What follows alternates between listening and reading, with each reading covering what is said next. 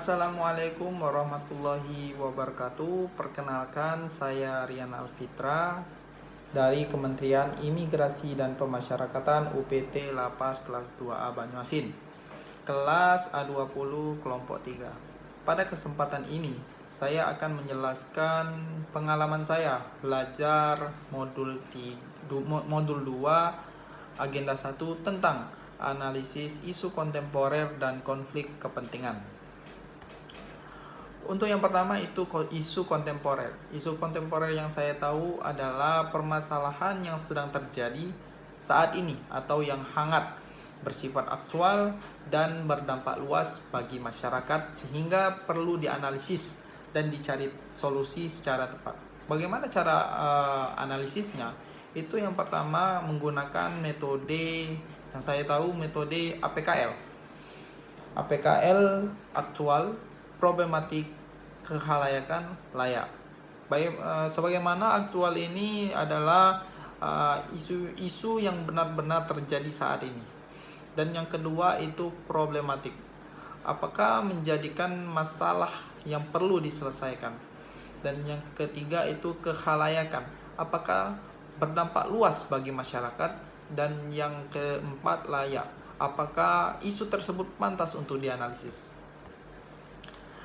Tujuan dari metode APKL ini adalah untuk mencari isu mana yang lebih dominan, yang lebih diutamakan untuk diselesaikan.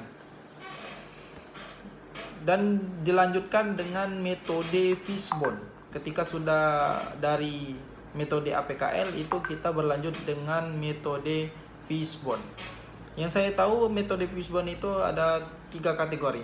Yang pertama itu kategori 6M, yang kedua itu kategori 8P, dan yang ketiga itu kategori 5S. Ketika sudah menggunakan fishbone itu tujuannya untuk mencari akar penyebab masalah, untuk dilanjutkan supaya bisa dilanjutkan dengan metode USG, urgency, seriousness, dan growth. Sebagaimana yang dimaksud dengan urgensi ini adalah seberapa mendesak masalah tersebut, dan seriousness itu seberapa besar dampaknya. Dan yang ketiga itu growth, seberapa cepat masalah berkembang. Dan untuk yang kedua itu konflik kepentingan.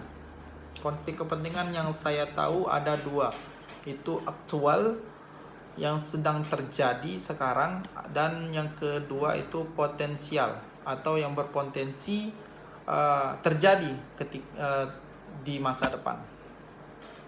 Contoh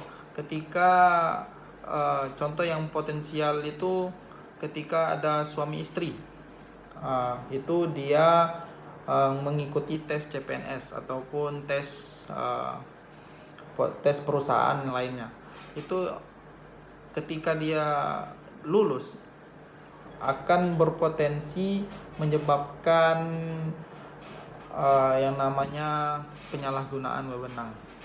Jadi pemerintahan itu yang sudah saya dengarkan dari fasilitator atau mentor saya, bahwasannya suami istri yang sedang mengikuti tes itu ketika mereka berbarengan lulus, mereka akan ditempatkan di tempat pekerjaan yang berbeda.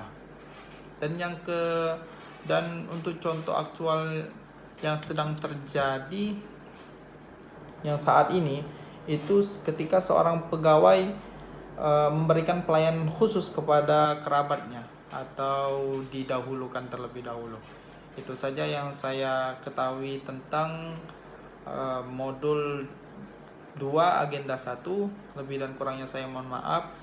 Saya akhiri. Wassalamualaikum warahmatullahi wabarakatuh.